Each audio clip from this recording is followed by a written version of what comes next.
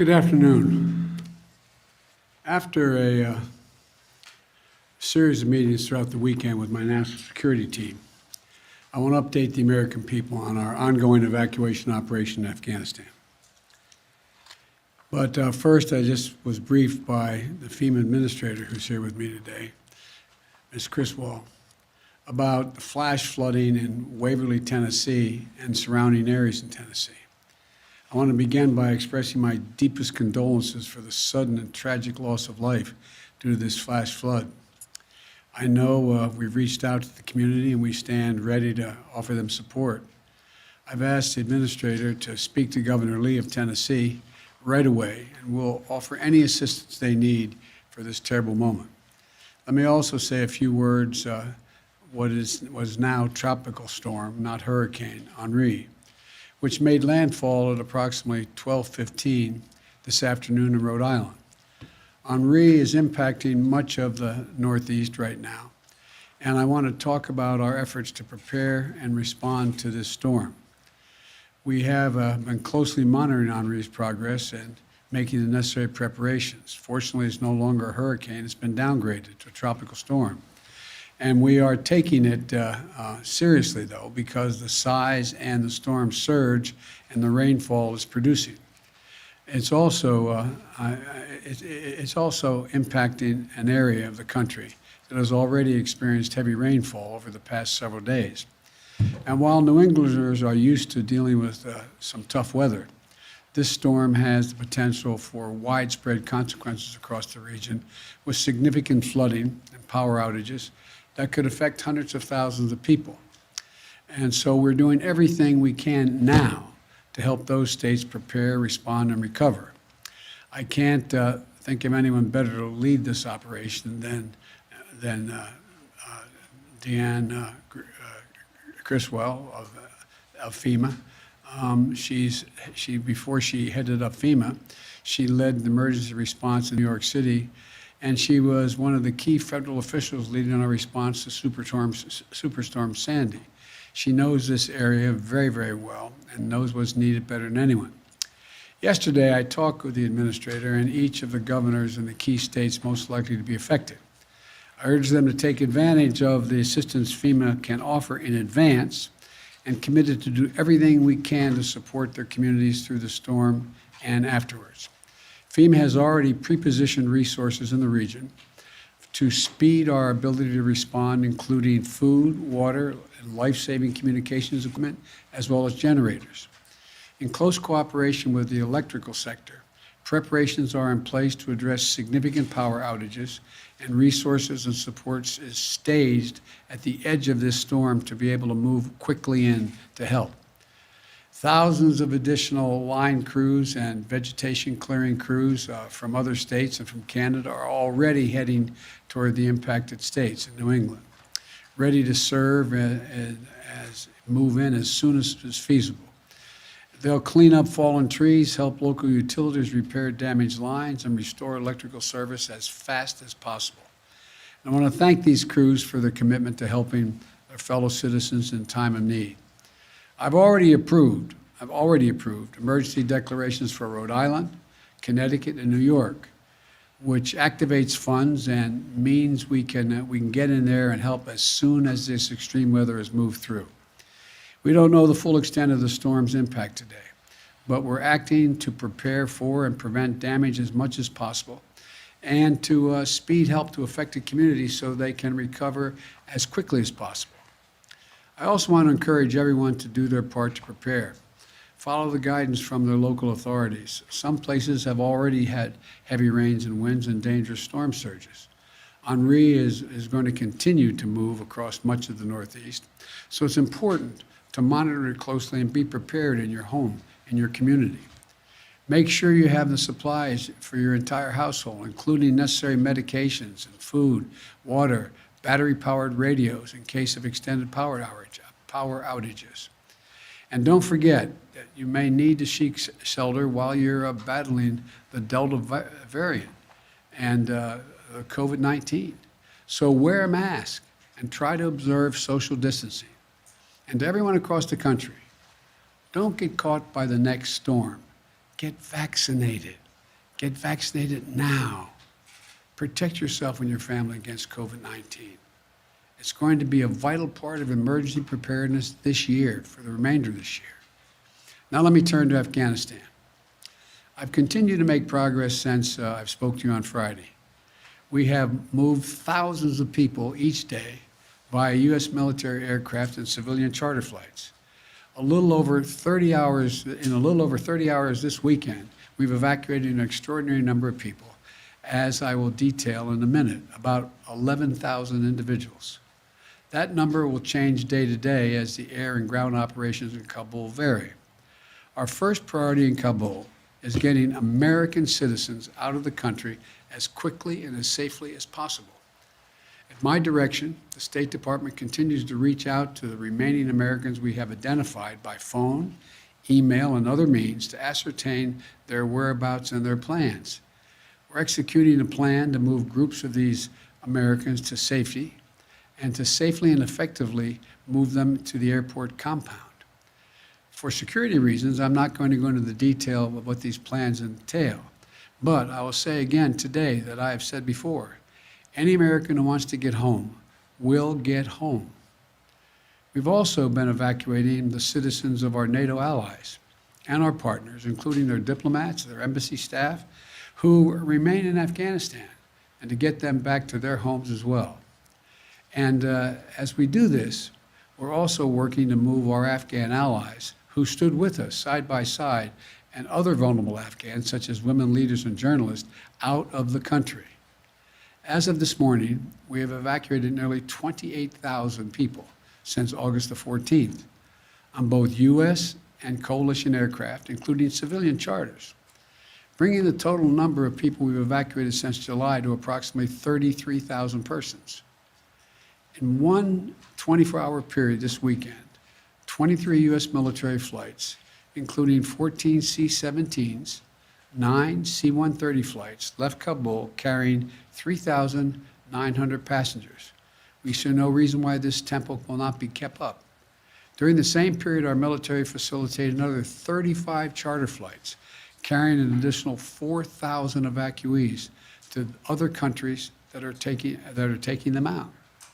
Altogether, we lifted approximately 11,000 people out of Kabul in less than 36 hours. It's an incredible operation. Let me be clear. The evacuation of thousands of people from Kabul is going to be hard and painful, no matter when it started, when we began. It would have been true if we had started a month ago or a month from now. There is no way to evacuate this many people without pain and loss of heartbreaking images you see on television. It's just a fact. My heart aches for those people you see. We are proving that we can move those thousands of people a day out of Kabul. We're bringing our citizens, NATO allies, Afghanis who in fact has helped us in the war effort, but we have a long way to go, and a lot could still go wrong. But to move out 30,000 people in just over a week, that's a great testament to the men and women on the ground in Kabul and our armed services. It also reflects a tireless diplomatic effort. In order to keep a steady flow of planes taking off from Kabul and maximize our evacuation capacity, we have quickly stood up an unprecedented global effort and established a series of processing stations in third countries. In short, we're not flying them directly to their country, we're flying to these processing stations, where we're working with more than 24 countries across 4 continents. We've secured agreements with across the Gulf, in Central Asia, and in Europe, including processing centers in Qatar, Germany, Kuwait, Spain, and elsewhere. It allows us to sort and process these evacuees.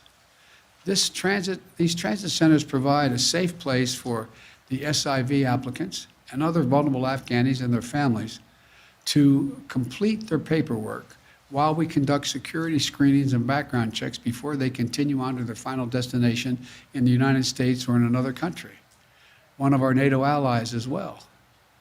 And so from Asia to Africa, from Europe to the Western Hemisphere, nations are making generous offers to support resettlement efforts.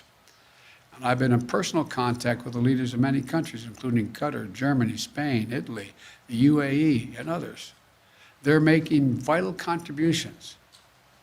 To thank them for their support and to discuss how we can continue to coordinate our efforts in Afghanistan moving forward is the reason why I continue in contact with them. And I want to again thank all of our partners for their continuing to stand together. We've also activated the first stage of what's referred to as the Civil Reserve Air Fleet to help with the onward movement of evacuees from these transit centers. Our military aircraft and others will get them to these centers, but then we're going to get the Civil Reserve Fleet. It's a program that's was designed in the wake of the Berlin airlift after World War II to use commercial aircraft to augment our airlift capacity. This is a voluntary program for our commercial airlines, and we're grateful for those airlines and the U.S. carriers who are supporting us. This effort will only use 3 or 4 planes from each of the major carriers, vast fleets of aircraft. So there should be no effect or a minimal effect on commercial air travel. And we'll stay in close coordination with our partners to mitigate any impact. These Civil Reserve flights will be helping facilitate the safe movement of people from staging locations and transit centers like Qatar or Germany to the United States or to a third country. None of them will be landing in Kabul. Now, the American aircraft that part of this will not be going to any country but the United States. As this effort unfolds, I want to be clear about 3 things. 1, planes taking off from Kabul are not flying directly to the United States. They're landing at U.S. military bases and transit centers around the world. Number 2, at these sites where they're landing, we are conducting thorough scrutiny, security screening for everyone who is not a U.S. citizen or a lawful permanent resident. Anyone arriving in the United States will have undergone a background check. Number 3, once screened and cleared, we will welcome these Afghans who helped us in the war effort over the last 20 years to their new home in the United States of America, because that's who we are. That's what America is. You know, I've been touched by the outpouring of support that we've seen from communities, organizations across America mobilizing to support these efforts. So many of these Afghans stood bravely by U.S. troops in Afghanistan. And now, the United States, including veterans groups, refugee settlement agencies, religious organizations, and so many others, are standing with our Afghan allies. It exemplifies the best of America. And I want to say again, just how difficult this mission is and how dangerous the dangers it poses to our troops on the ground. The security environment is changing rapidly. There are civilians crowded at the airport, although we've cleared thousands of them. We know that terrorists may seek to exploit the situation and target innocent Afghans or American troops. They're maintaining constant vigilance we're maintaining the constant vigilance to monitor and disrupt threats from any source, including the likely source being ISIS-K, the Afghan affiliate referred to as ISIS-K. But we're under no illusions about the threat. I said on Friday, ISIS-K is a sworn enemy of the Taliban, and they have a history of fighting one another. But every day we have troops on the ground. These troops and innocent civilians at the airport face the risk of attack from ISIS-K from a distance, even though we're moving back the perimeter significantly. We're working hard and as fast as we can to get people out. That's our mission. That's our goal. And our determination to get every American citizen home and to evacuate our Afghan allies is unwavering.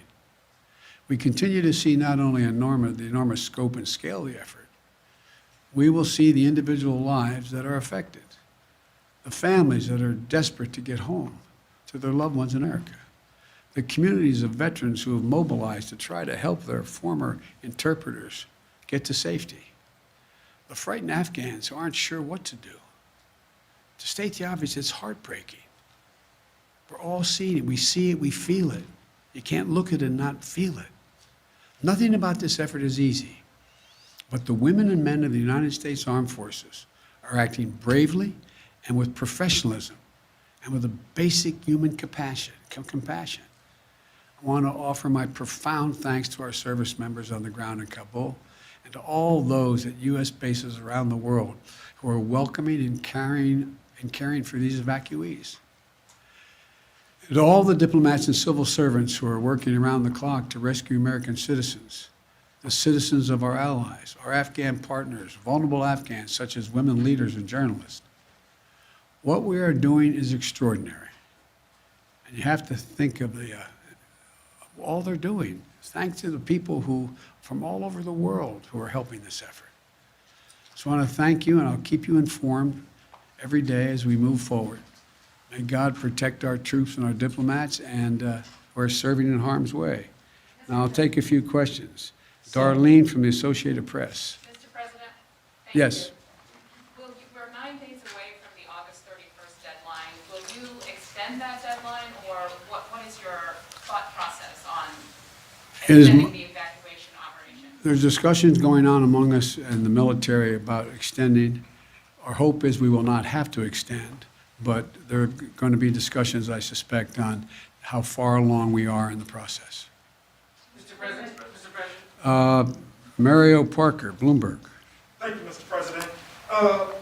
Just to piggyback off the August 31st deadline, you told the G7 in Cornwall you promised them support back in June. If they ask for a larger or a longer American presence past the August 31st deadline, what will you tell them on Tuesday, sir? I will tell them that we'll see what we can do. Look, we are working closely with the G7. I've spoken with most of the leaders of G7. I'll be doing a conference with them, I think Tuesday, I'm not certain. And we'll have that discussion. But we already have helped get out diplomats from other countries. We've already helped get out citizens from other countries, and we'll continue to do that. And Mr. President, it sounded like you've extended operations into Kabul outside of the airport. Is that correct? What I'm not going to do is talk about the tactical changes we're making to make sure we maintain as much security as we can. We have constantly, how can I say it, increased rational access to the airport where more folk can get there more safely. It's still a dangerous operation, but I don't want to go into the detail of how we're doing that. Mr. President. Andrew from the Wall Street Journal. Thanks, Mr. President. Our reporting on the ground shows that Afghans with the proper paperwork are still having trouble getting to the airport. Some say they feel abandoned by the U.S. U.S. Embassy staff some U.S. Embassy staff that are Afghan haven't been able to make it into the airport as well. Why isn't the U.S. doing more to allow Afghans into the airport, to ensure access to the airport? And are you still opposed to setting up an extended perimeter around the airport to help ease that access? Number one, I think you're going to see they're going to get out. Number two, we have made a number of changes, including extending access around the airport and the safe zone. And we've done a number of things, again, I don't want to get into detail about. But the fact is that more and more of the groups we urgently want to get out of Afghanistan, starting with American citizens, and the folks who worked in the embassies and personnel with our allies, as well as the Afghans who helped them and worked in those embassies, as well as those who helped them on the battlefield as well. We are working diligently to make sure we've increased the ability to get them out. We've changed the gate operations and a whole range of things, and that's why we've been able to significantly increase the number of people we're getting out. And will the Taliban agree to an extension past August 31st? Have we discussed that with them? We've discussed a lot with the Taliban. They've been cooperative in extending some of the perimeter. That remains to be seen whether we ask that question. Ed, fire away. I don't want you jumping over that. Following up on Andrew's question, because the United States is now negotiating with the Taliban over airport access and such, do you now trust them?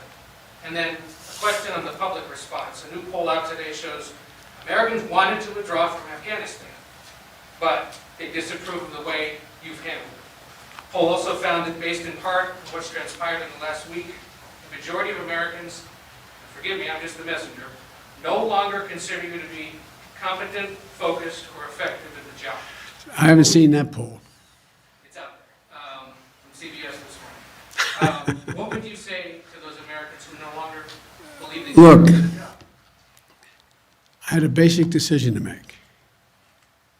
I either withdraw America from a 20-year war that, depending on whose analysis you accept, cost us $150 million a day for 20 years or $300 million a day for 20 years, who, and I carry this card with me every day, and who, in fact, where we lost 2,448 Americans dead and 20,722 wounded. Either increase the number of forces we keep there and keep that going, or I end the war. And I decided to end the war. As I said the other day, the only reason we're in Afghanistan is this is the place from which bin Laden attacked the United States of America. Had this been in another Middle Eastern country where he could have easily have moved from, we would have never gone to Afghanistan. So the question is, when is the right time to leave? What are our national interests? Where do they lie? And the idea that we are in a situation where we can not recognize that terrorism has metastasized around the world, and the need for us to focus on other parts of the world which create an even greater danger of an al-Qaeda-like operation beginning, can't be ignored. And we are, as you well know, because you follow this, we are a number of places where we're doing that without permanent basing American forces there. So when this is over, the American people have a clear understanding of what I did, why we did it, but look, that's the job. My job is to make judgments. My job is to make judgments no one else can or will make. I made them. I'm convinced I'm absolutely correct in not deciding to send more young women and men to war for a war that, in fact, is no longer warranted. On the question of the Taliban, though, do you trust them now? Do you have to negotiate with them? I don't trust anybody, including you. I love you. But, there's not a lot of people I trust. Look, the Taliban has Taliban has to make a fundamental decision. Is the Taliban going to attempt to be able to unite and provide for the well-being of the people of Afghanistan, which no one group has ever done since before, dealing for hundreds of years? And if it does, it's going to need everything from additional help in terms of economic assistance, trade, and a whole range of things. The Taliban has said, we'll see whether they mean it or not. They're seeking legitimacy. They're seeking legitimacy to determine whether or not they will be recognized by other countries. They have told other countries as well as us they don't want us to move our diplomatic presence completely. So all of this is all just talk now. All just talk now. And so far, the Taliban has not taken action against U.S. forces. So far, they have, by and large, followed through on what they said in terms of allowing Americans to pass through and the like. And I'm sure they don't control all of their forces. It's a ragtag force. And so we'll see. We'll see whether or not what they say turns out to be true. But the bottom line is this, folks. Look, at the end of the day, if we didn't leave Afghanistan now, when do we leave? Another 10 years? Another 5 years? Another year? I'm not about to send your son or your daughter to fight in Afghanistan. I don't see where that is in our overwhelming interest. And the talk about how our interests are going to be impacted, let me tell you, you're sitting in Beijing or you're sitting in Moscow. Are you happy we left? They'd love nothing better for us to continue to be bogged down there, totally occupied with what's going on. So the idea, I think that history is going to record, this was the logical, rational, and right decision to make. So thank you all so very much. Thank you. Sanctions against the Taliban, the British are calling for sanctions. They're going to discuss sanctions on Tuesday. Would you support sanctions against the Taliban under certain conditions? On Friday, you mentioned harsh conditions if they misbehave. The answer is yes. It depends on the conduct. Thank you. Mr. President, what about ISIS and the threat that Americans face now?